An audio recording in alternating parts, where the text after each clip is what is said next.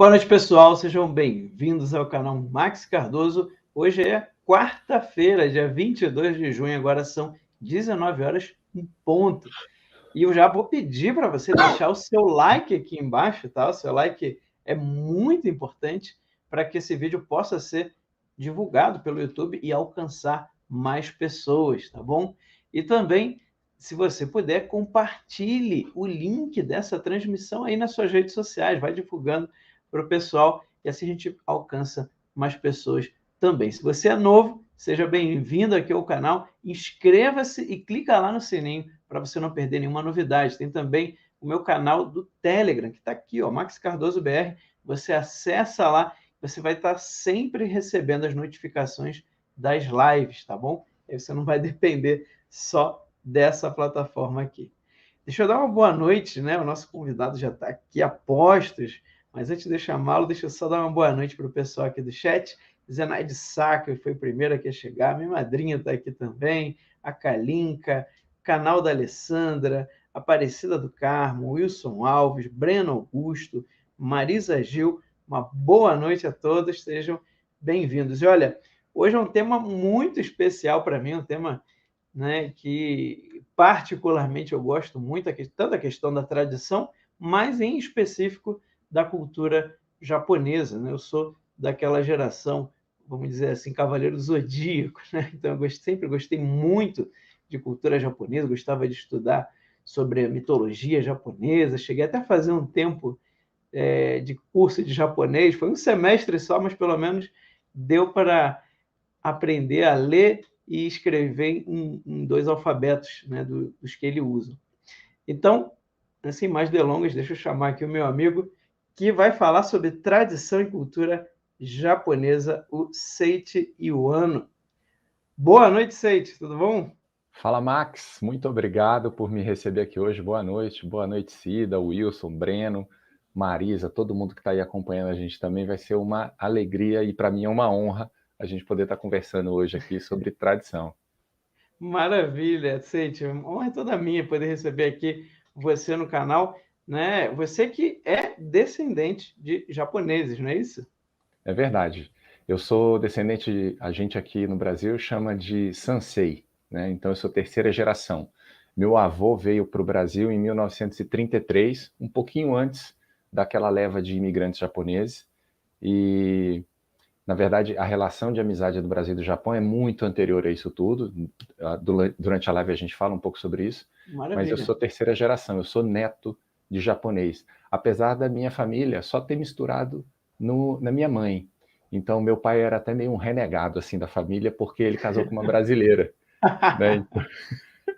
Então, mais uma tradição, inclusive, né? Os japoneses casavam entre si, né? As famílias faziam o que eles chamam de miai, que é o Miyagi. casamento arranjado. E aí ele fugiu dessa tradição e casou com uma brasileira que é uma típica brasileira, uma descendente de baiano, casado com uma europeia descendente de italiano, mas o baiano era descendente de índios com negros. E é Então isso aí. veja aí que mistura. Ásia, África e América na mesma pessoa. Pois é, tem quase todos os continentes aí.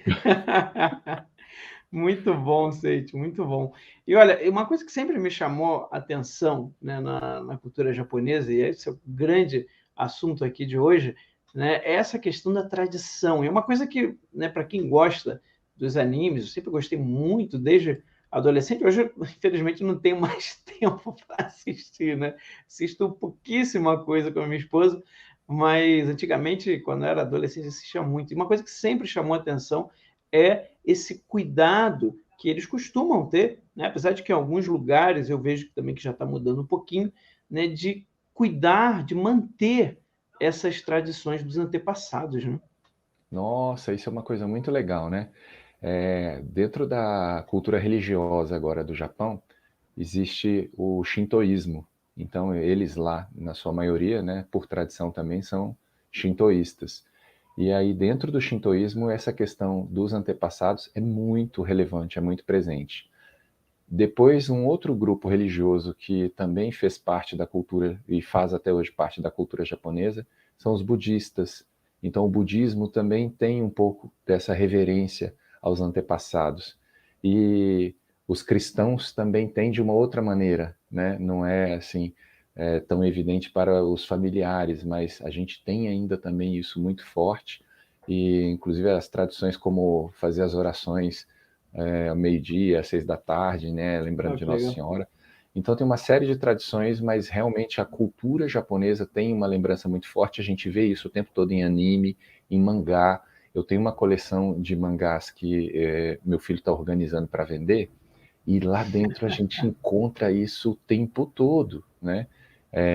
A gente vê em filmes o tempo todo essa referência aos antepassados, com um altarzinho, com uma lembrança, uma memória. Alguns põem frutas, outros põem arroz, outros põem incenso, em memória dos antepassados, e agradecendo, né? O sentido é esse, de gratidão, porque se hoje a gente está aqui, é porque Sim. antes de nós vieram os nossos pais, os nossos avós, os nossos bisavós.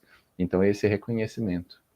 Isso é uma coisa, inclusive, que eu acho que no Brasil falta um pouco. A pessoa se colocar no lugar dela da história, né? Eu entender que se eu estou aqui podendo fazer uma live, né, com vocês e transmitindo para o resto do Brasil e até para outras pessoas de outros países, é porque tem uma, sim, uma multidão de pessoas que vieram antes de mim, né, e o esforço delas, somados pelos milênios, permitiu que a gente pudesse estar aqui hoje transmitindo e falando com várias pessoas, né, ao mesmo tempo. Então, isso é algo que eu acho muito importante, é algo que tem a ver com gratidão, né? Acho que essa palavra Isso, que você falou é assim, principal, gratidão a todos aqueles que se esforçaram e que vieram antes de nós e que permitem a gente ter, né, tanta coisa hoje na nossa vida, né? eu me lembro até que você já fez live com o Laudelino, com o professor Rafael Nogueira, né? Então, você mesmo tem muito conhecimento histórico, e a gente percebe, né, a nossa reverência à comunidade, aos nossos patrícios, né, Exato. portugueses. Então, também, durante muito tempo, isso ficou guardado ou foi apresentado para os nossos cidadãos brasileiros como algo que não era tão valioso, mas, na verdade, hoje em dia, a gente tem clareza e reconhece a importância dessa vinda dos portugueses para o Brasil, né, dessa pseudo-descoberta, né, da América, e que graças a esse movimento é que nós estamos hoje aqui tendo a oportunidade de conversar. Exato. E aí, Sete, tem, né, essa questão assim dos efeitos, né? A gente percebe a cultura japonesa que tem essa coisa de guardar as tradições, né, da reverência e gratidão aos antepassados, e os efeitos disso, né, na prática, hoje, no Japão, né? Quais são os efeitos, os grandes efeitos que você vê dessa, dessa prática de guardar as tradições?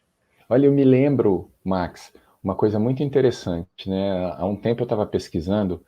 Eu sou presidente também, estou licenciado agora, mas eu sou presidente de uma associação de descendentes de japoneses. Ah, que E legal. aí a gente pesquisando para poder montar a nossa associação, a gente começou a perceber uma coisa muito importante e vinculada ao ramo corporativo, aos negócios, né? Olha só. Há no Japão muitas empresas seculares e empresas milenares. Então, a gente para pensar Uau. assim, falar, puxa, a Mitsubishi, por exemplo, pegando uma empresa bem conhecida, né? A gente pensa, puxa, que legal, a Mitsubishi tem carro, tem...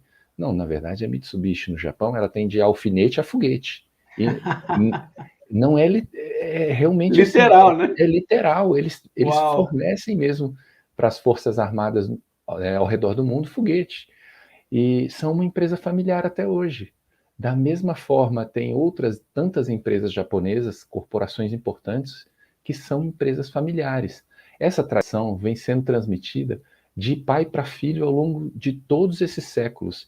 Eles têm, inclusive, um documento que foi feito séculos atrás, né, pelos primeiros fundadores, né, da companhia, e lá tem redigido quais são os valores, quais são o que é importante para aquela companhia. E, inclusive, em alguns casos, até engraçado, eles têm informações práticas, dizendo coisas como, olha, não se envolva com drogas, não se envolva com álcool, não se... coisas assim, Olha não só. contraia dívidas, coisas muito práticas para a companhia, mas que foram transmitidos ao longo do tempo, de geração em geração, alguns aperfeiçoados, né, com o passar dos anos, mas isso dá um sustentáculo para aquela companhia. Aquilo é um norte que ela tem toda a clareza de seguir. Ela sabe que naquele rumo que foi traçado pelos fundadores é que se deve caminhar. O japonês tem uma tradição muito forte de, quando coloca um pé, ele não tira. O próximo passo é para frente. E a gente, na nossa cultura ocidental, a gente tem põe um pé aqui, depois tira, põe do lado, depois tira, quase uma dança, né? A gente é muito mais flexível e eles não, eles são muito rigorosos com isso, mas é uma característica da tradição japonesa, que tem o seu valor, assim como a nossa flexibilidade tem também em muitas ocasiões. Verdade. Eu me lembro que eu estava, né, na época que eu estava no seminário ainda, né, em 2013, eu estava ajudando na Jornada Mundial da Juventude, e aí tinha gente de todos os países lá, né, e tinham alemães, e os alemães também, eles são bem rígidos, né, eles são bem protocolares, eles não podem sair do protocolo. E eu sei que o grande evento que tinha na jornada, que era a vigília, né, de sábado à noite, ia acontecer num lugar assim mais no interior do Rio. E era um lugar que, se chovesse, ia dar muita lama, e acabou chovendo muito no dia anterior, né, na sexta-feira, ou agora se foi na sexta ou na quinta, mas foi bem pertinho assim do dia. Eu lembro, né, que né? deram notícia sobre isso na imprensa. Pois é. E aí, rapidamente, eu estava lá ajudando na organização e tudo. Rapidamente, não, então vamos mudar tudo e vai ser em Copacabana. E aí mudou tudo assim, em 24 horas mudou todo o planejamento. E os alemães ficaram assustados com aquilo. Eles falaram, nossa, se fosse na Alemanha, a gente teria cancelado o evento. Nunca que a gente ia mudar toda a logística, tudo em 24 horas, né? Então, é essa a vantagem também da flexibilidade, né? Às vezes a flexibilidade, essa criatividade de improvisar, né, em cima da hora, pode também ter as suas vantagens, né? E uma outra consequência também dessa manutenção da tradição, especialmente aqui para nós brasileiros, né, que somos descendentes, os Sim. Nikkeis, que a gente fala. Primeiro dizer, lembrar, né, a maior comunidade de descendentes japoneses no mundo está aqui no Brasil com mais de 2 milhões de membros. Olha só. Então, uma outra característica que é vinculada à tradição e que interessa bastante ao governo japonês é que nós mantivemos, ao longo de todo o tempo pós-imigração, nós mantivemos várias tradições da cultura japonesa, como música, como idioma, como danças, que hoje no Japão já não existem, ou quando existem, Caramba. existem em pontos muito específicos de cultura, de apresentação cultural. E nós aqui no Brasil ainda temos isso muito evidente, porque desde que os imigrantes vieram, eles mantiveram, eles transmitiram. E até a etimologia da palavra, né, tradição, é isso, é o ato de dar, é o ato de transmitir. Então, isso foi mantido aqui no Brasil e o governo japonês muitas vezes recorre aos brasileiros e aos peruanos, olhando, olha, puxa, que bacana, era assim então que se dançava, que se fazia essa música, que se apresentava essa dança? Era, porque nós temos ainda isso tudo preservado. Incrível. E você tinha me comentado também até de palavras, né? Tem algumas palavras. Eu fico envergonhado de falar, porque eu não sei se o pessoal que está acompanhando sabe, porque meu japonês é bem fundamental, é muito básico. Mas quando eu encontrava com o pessoal da Embaixada do Japão e que eu falava algumas coisas que eu aprendi com meu avô, que eu aprendi com meu pai, eles davam risada e falavam... e eles falavam, não, isso não se fala mais desse jeito, isso aí faz 30 anos que a gente não fala, não usa mais essa palavra, usa outra no lugar e tal. Então, coisas como banheiro, como dor de barriga, como várias coisas que eu estava acostumado a falar dentro da minha casa, né, com os meus pais, meus avós, eles dão risada, eles falam, não, já acabou isso. Até a forma de contar tem algumas formas de contar que eu aprendi que um determinado número já não se usa mais aqui na atualidade. É curioso porque, ao mesmo tempo que é uma cultura muito tradicional, muito rica e preservada, ela tem alguns elementos que ficaram pelo caminho e que nós brasileiros preservamos. E eles são gratos a nós por isso. E muito legal. E uma coisa que eu achei bem interessante, você comentou agora, né, essa questão das empresas colocarem, né, não contraia dívidas, né, não use drogas, né, então, ou seja, e isso é uma coisa que eu vejo muito na cultura japonesa também, é essa questão das virtudes, né, essa busca por ser uma pessoa virtuosa. Parece que é algo que eles têm também assim muito forte na sociedade deles. Eu acho que é uma das forças, grandes forças da sociedade japonesa, né? Eu confesso que eu fui entender isso um pouco melhor esse ano. Eu tive numa visita à embaixada e um dos elementos de decoração da embaixada aqui em Brasília é um jardim japonês. Na tradução, né, do japonês, é jardim seco, é um jardim sem água.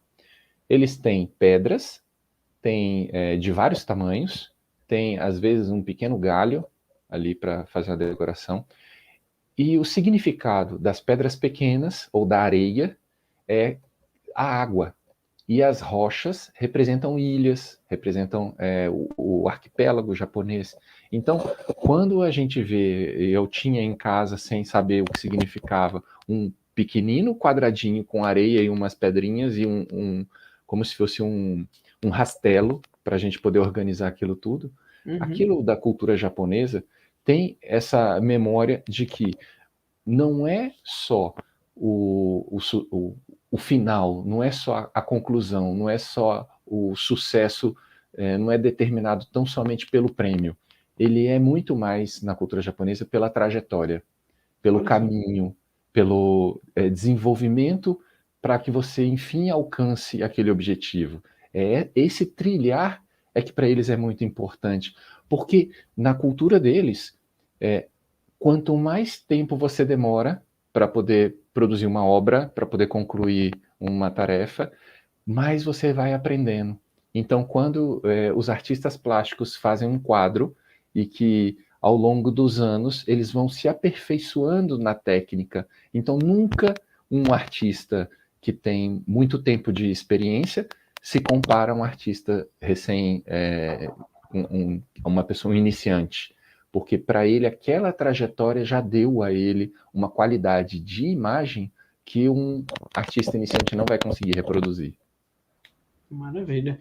Essa questão da trajetória, né, do processo, do esforço que você faz até alcançar, né, aquilo que você quer, até terminar a obra, isso tem tudo a ver, né, com a prática das virtudes, até no aspecto assim, filosófico. Aqui pessoal, eu comento muito aqui no canal sobre essa questão das virtudes, e aí você vê claramente que a virtude da fortaleza, né? A virtude da fortaleza é essa que vai fazer, né, ela vai te dar força para que você mantenha, você seja perseverante, né, em algo que é difícil de fazer, às vezes até sofrido, né, mas você sabe que é importante e você tem que se manter por um longo tempo para chegar lá.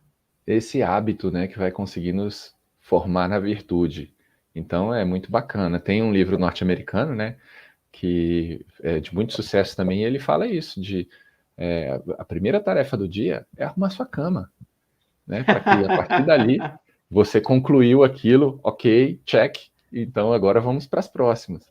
Porque da mesma maneira. Se não conseguir arrumar a cama, como você vai conseguir fazer o resto, né? É uma virtude, né, É uma querendo ou virtude. não. É uma E as virtude. crianças aprendem desde cedo nas escolas. Minha esposa é professora, né? Então, assim como você, né, Max? Então, a gente tem a oportunidade de ver crianças que estão sendo educadas muito pequenas, 1 ano, 2 anos, as crianças aprendendo algo concreto para poder treinar e se capacitar na virtude. Não serem pessoas, adultos amanhã depois, fracos, incapazes, chorões, e que a primeira objeção já desistem de tudo, né? Não, eles são firmes, eles aprendem a ser fortes também. Isso é algo Exatamente. relevante. E a gente vê essa característica muito forte, né, na cultura japonesa, e o que eu acho interessante, e que eu acho que talvez seja até uma imunidade natural que eles têm, né, cultural, contra, por exemplo, o esquerdismo, né, a mentalidade revolucionária. Em que sentido? No sentido de não ser dependente do Estado, né? Eu vejo que os jovens, eles têm muito claro que eu não posso depender dos meus pais, né? Eu tenho que conseguir passar na faculdade, eu tenho que conseguir um bom emprego, ou seja, essa coisa, né? Parece que é uma grande vergonha se você chegar numa certa idade e não ter, né? Ou estar estudando numa faculdade, ou estar trabalhando em alguma coisa e pagando, né, as suas contas. Então, isso aí, para mim, causa, né, uma imunidade cultural, vamos dizer assim, contra essa ideia assistencialista, né, contra essa ideia de que eu sou dependente do Estado, o Estado tem que me prover tudo. Não, eu tenho que fazer. E eu vejo que os japoneses têm isso muito forte, né? A gente, como sociedade, até a Luzia Rata está aqui conosco, né, participando. Obrigado, Luzia, pela audiência e falando Legal. várias coisas a respeito das palavras do japonês, lembrando a paciência também, que é uma outra virtude. E sim, talvez eu até, Max, seria um pouco crítico com relação à capacidade de busca de independência do japonês, porque ele é tão independente que ele, além do governo, ele às vezes não quer depender nem de Deus. Ele quer ser É autossuficiente, verdade. né? Não, mas é verdade. Você tem toda a razão, Então, o Seiti. E é porque, óbvio, né? Tudo vai ter lados positivos e sim. também, né, no excesso, né? Se você for demais, vai ter um problema. O vício, ele é tanto por excesso quanto por escassez, né? E aí então, assim, muitas vezes a atribuição de algo, né, que não cabe à pessoa, ela não tem controle sobre tudo, ela às vezes fala, não, isso é culpa minha, fui eu que provoquei isso, né, nesse afã da independência. Mas a gente realmente, Max, observa que no Brasil, hoje em dia, às vezes até quando a gente fala algumas coisas como que aconteceu recentemente, né? O documento dos automóveis agora pode ser transferido pelo celular eletrônico. Não precisa mais você ir a um cartório para poder fazer a transferência. Não está em todo o Brasil implantado isso, mas já tem. E eu me lembro, muitos anos atrás, eu falava isso com meu pai. Eu falava, pai, por que a gente precisa ir ao cartório para poder transferir a propriedade de um automóvel? Por que a gente não faz isso entre eu e você, simplesmente? Por que eu preciso de uma testemunha dessa situação? Por que eu tendo recursos hoje, que na época, né, já existia, como o certificado digital, por que eu preciso ainda assim recorrer a alguém para aferir se a minha assinatura física é minha mesmo ou não? Então, questões como essa, a gente começa a compreender, falar, o brasileiro tem essa necessidade de dependência, busca muitas vezes isso, e não tem um limite, tem um ponto que a partir dali você fala, puxa, não faz sentido isso. Ao contrário, eu quero menos, eu quero ser autossuficiente, eu quero ser capaz de conduzir a minha vida, tomar as minhas decisões, sem que alguém precise ficar me tutelando, achando que eu sou incapaz, né, que é uma situação que a gente tem vivido bastante e que é uma característica evidente, marcante do socialismo e comunismo. Exatamente, exatamente. Então, eu acho que isso também ajuda muito, né? Porque você vê, certas ideologias não entram no Japão de jeito nenhum, né? Pode até entrar na molecada, né? Que às vezes consome muita cultura americana, né? E É, tudo, então pode entrar. Mas você vê que na hora das leis, né, na hora que o papo fica sério lá, eles são muito assim, não, isso aqui não. Então, eu acho que falta um pouquinho para o brasileiro essa parte, sabe? Essa uhum. parte de buscar a sua independência, de construir algo, né? O japonês, ele tem essa coisa de ser heróico, né? Os animes são isso o tempo Sim, inteiro. todos. Verdade. Não, mas pode falar, que acho que de anime você entende melhor do que eu. Não, essa coisa, né, de que o jovem, né, desde muita tenra idade, ele já quer fazer algo, ele já quer ser heróico, ele já quer né, conquistar alguma coisa difícil e mostrar que ele conseguiu. Então, eu acho que isso e essa relação, né, entre a cultura japonesa e a brasileira, eu acho que é muito benéfica para a gente também, nesse sentido de tirar um pouco essa dependência, né, e começar a se ver como protagonista, né, como um herói mesmo da própria história. Né? Dentro do elemento cultural japonês, especificamente, agora está disponível nesses streams por assinatura um programa que é da TV japonesa que mostra, eles acompanham crianças muito pequenas executando atividades para os seus pais. Então, eu tenho uma sobrinha de 1 ano e meio, é a mais nova da família até agora, e eu mostrei para minha irmã um programa que uma criança de 2 anos, ela tinha a incumbência de sair da sua casa, ir a um determinado lugar do mercado, pagar, né, comprar mesmo alguns ingredientes para que os pais pudessem preparar o almoço. E aí o pessoal fica filmando de longe, vendo aquela situação, mas é impressionante. Essa independência é muito cedo que se tem. E o sentimento de pertencimento também. Sim, porque sim. os alunos limpam as suas salas de aula, limpam a sua escola. Olha Não tem uma equipe que se responsabiliza por isso igual a gente tem aqui no Brasil. Então, o lugar que é público, ele não é público do governo, ele é público de todos nós, ele pertence a gente. Então, essa cultura, essa tradição também, já há muito tempo. Não essa escola aqui não é minha somente, ela é de cada um de nós. Então, inclusive minha. Eu também tenho parte aqui na limpeza, eu tenho que cuidar aqui de não estragar, não pichar o banheiro, não quebrar uma torneira, não desperdiçar papel nem sabonete. Tudo isso vem a reboque dessa independência que começa muito cedo.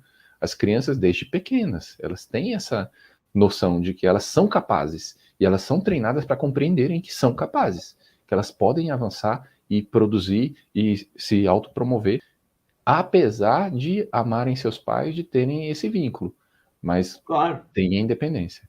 Essa questão do pertencimento, né, da preservação da família e das empresas que você falou, que era algo que eu realmente desconhecia, assim, de ter empresas, né, inclusive milenares, né, de séculos, e que vão passando de geração em geração, né, empresas familiares, que era uma realidade no resto do mundo. Né? Era uma realidade.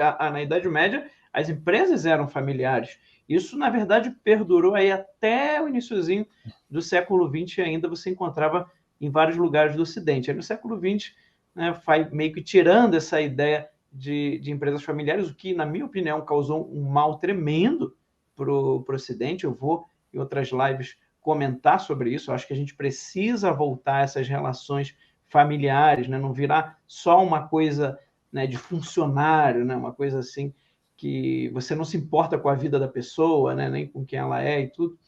Agora, uma coisa que eu acho interessante, que você falou dessas empresas familiares, e aí você entende por que elas duram tanto tempo.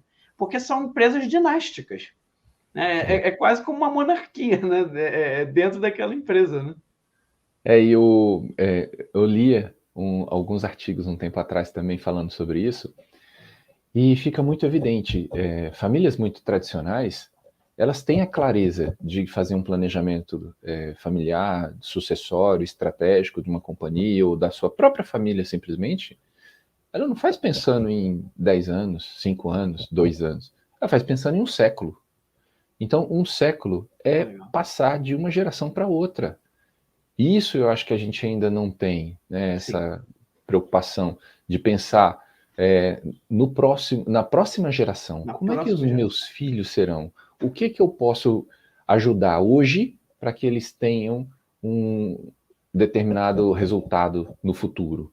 Né? E, então, assim, eu acho curioso, porque, como você falou, dinastias são quase, né, reinados e que se perpetuam e nós ainda não conseguimos compreender dessa maneira e fazer isso avançar. Me parece que as famílias mais poderosas no aspecto, sob a ótica financeira, já começam a fazer isso, já trabalham dessa maneira. A gente tem aqui no Brasil alguns bancos que são famílias tradicionais seculares, né? Que o O patrimônio passou de geração para geração. Eu não sei se eles tiveram a preocupação de fazer um planejamento centenário, mas que o patrimônio foi transferido, né? Houve uma sucessão entre gerações, isso a gente sabe. Pois é, você vê que é um modelo que mais se mantém, né, com o passar do tempo. Deixa eu pegar aqui um pouquinho as perguntas, Seite, do pessoal. Né? O Zaraba Oliveira está comentando aqui, São Francisco Xavier, se não me falha a memória, levou o Evangelho ao Japão, exatamente. Ele, inclusive, né, estudou a língua japonesa, ele aprendeu, né, a falar, a escrever. E o São Francisco Xavier ele comenta que os japoneses foi o lugar que ele achou que foi mais bem recebido o Evangelho e que eles compreenderam assim muito rápido a notícia dos Evangelhos. Aí ele acaba até não ficando muito tempo no Japão, porque ele falou, não, esse povo aqui vai evangelizar o mundo inteiro. Só que aí ele saiu, né? Só que depois, com o passar do tempo, tem um problema com os holandeses mentem sobre... não foram os holandeses todos, né?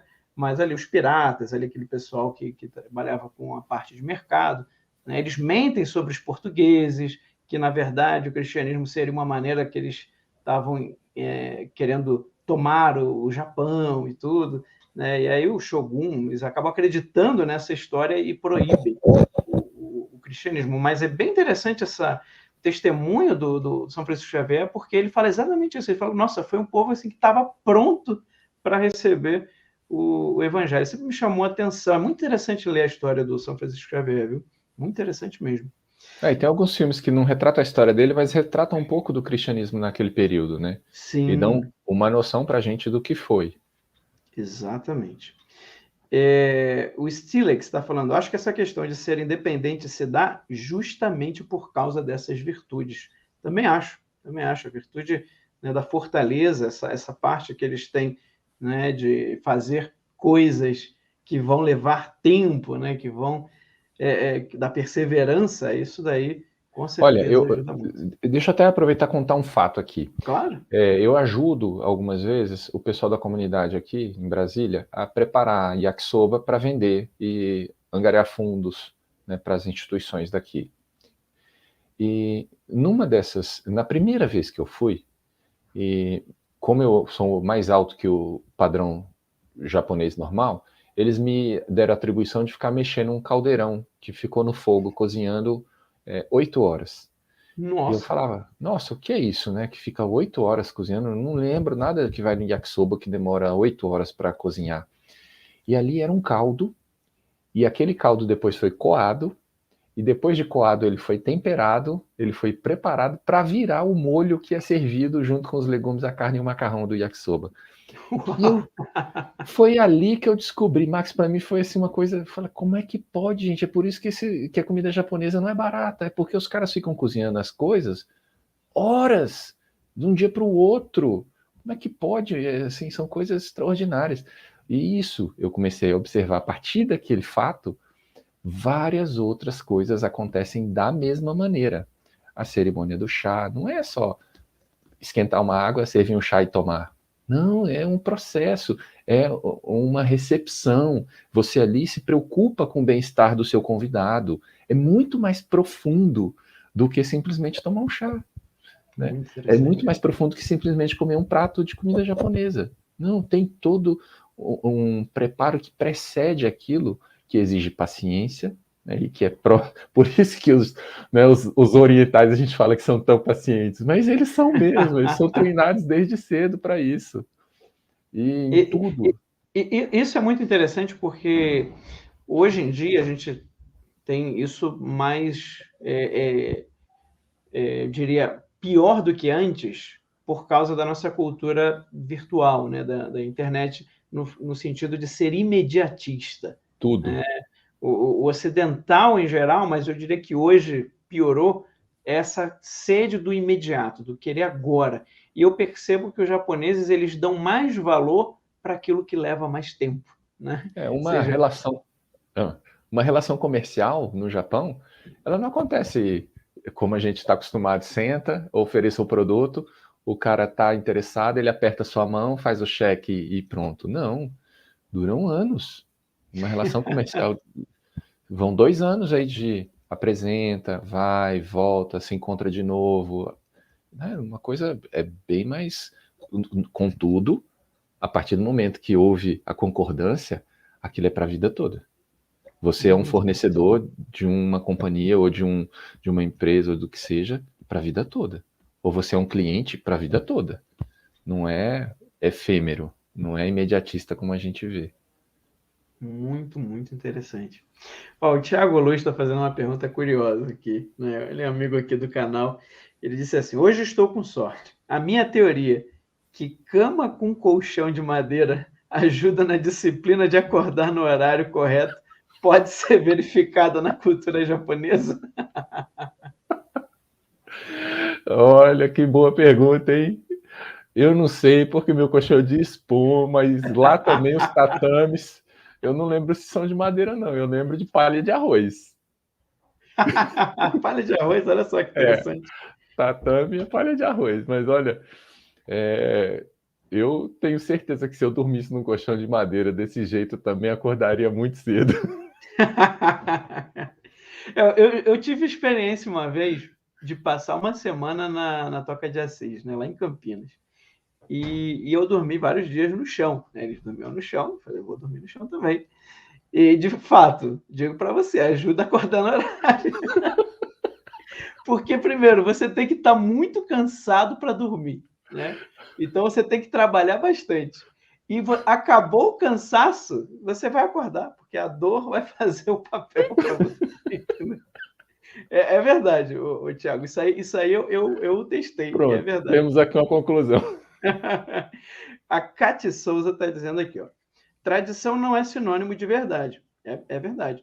Ou seja, pode uma tradução ser errada e má. Por exemplo, bater em criança pode ser tradição, mas eu duvido que o Espírito Santo ache normal pais baterem em filhos, né? Ela falou aqui, só acho. Não, é verdade, né? Você pode ter pontos de alguma tradição que são exageros, né? Ou que ali falta alguma coisa, né? Mas por que uma tradição se mantém pelo tempo?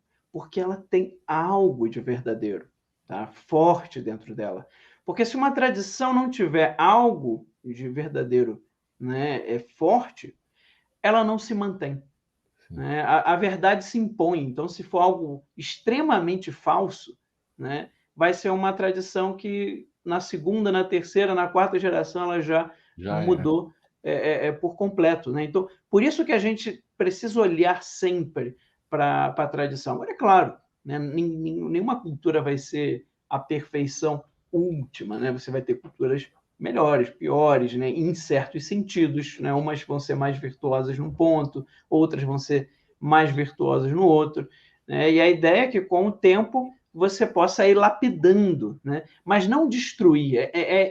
A mentalidade revolucionária ela acontece quando você acha assim, né? Que nem o que eu expliquei ontem, eu sei aqui sobre o Descartes, né? Exatamente ali é a mentalidade revolucionária. Está tudo errado, eu vou destruir tudo e começar do zero. Eu vou dizer o que é bom e o que é verdadeiro. Então, esse ponto que é problemático. Tá? Você mudar, fazer certas adaptações, certas mudanças e lapidando aquilo que você recebeu, isso é o seu trabalho mesmo, o papel é esse.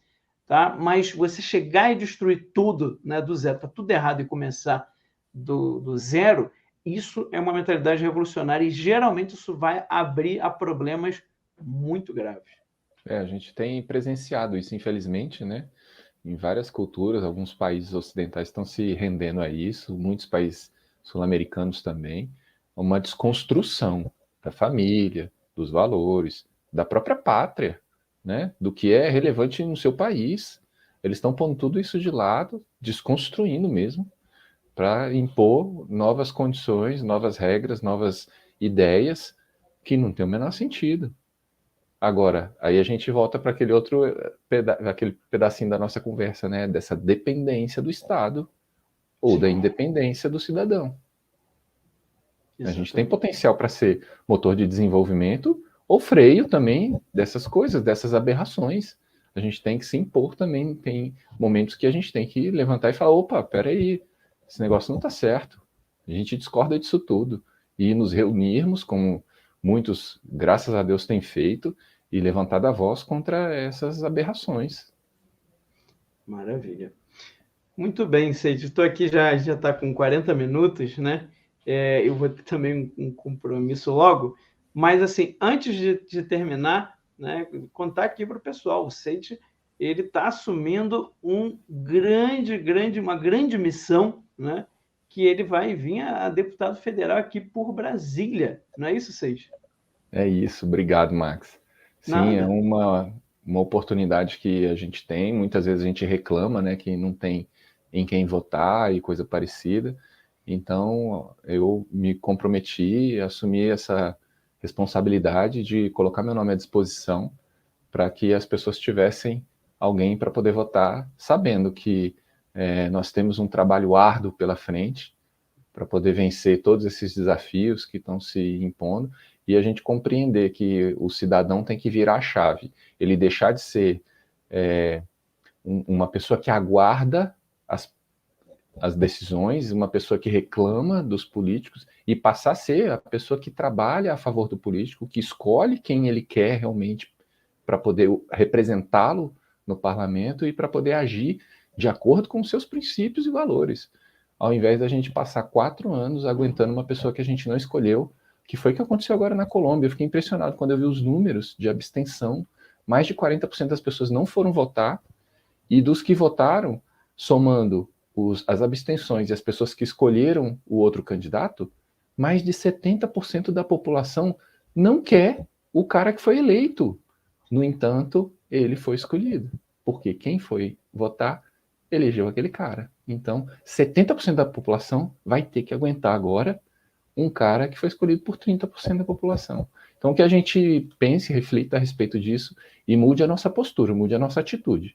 A gente ajude mesmo os candidatos que a gente escolher para que sejam pessoas que nos representem com dignidade, ao invés da gente ficar 4 anos reclamando das pessoas que nós não escolhemos. Pois é. O Seite, eu conheci ele antes, né, dele vir a candidato, e Seite é muito católico, toda a família, né, graças a Deus, né, Seite, os filhos, graças a Deus, né, participam ativamente da igreja, eu sou testemunha disso, né, por isso que eu fiz questão também de trazê-lo, e também que as pessoas conhecessem. Então, é alguém conservador, é alguém que está ali junto com a Bia Kicis, né, Seite? Vocês estão sim, nossa, juntos maior aí. parceira. A Bia é muito boa, gosto muito dela também, né? Então, assim, é alguém, né? O que o pessoal de Brasília, eu não voto em Brasília, uma pena, que eu gostaria de votar no Seite. Eu não voto, eu voto no Rio, né? Mas para o pessoal de Brasília, às vezes as pessoas me perguntam, né, de quem poderia ser. Para mim, está aqui o melhor candidato que o pessoal pode ter aí para deputado federal aqui em Brasília. Seite, muito obrigado. Eu que agradeço demais por você ter aceitado a participar aqui. E esse arroba aí é do seu Instagram, Twitter, o que mais? Instagram, Twitter, TikTok, todas essas redes sociais aí. Eu não faço dancinha, tá?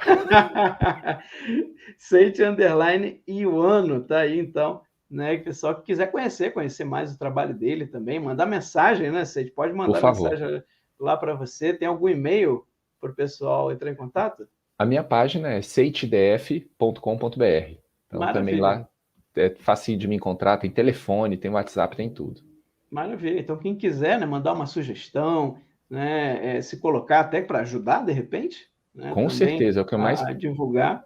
É o que a gente mais busca como candidato, é exatamente isso, né? Pessoas que podem nos encontrar, que estão dispostas a ouvir, que estão dispostas a dar sugestões, porque é isso que vai fazer sentido.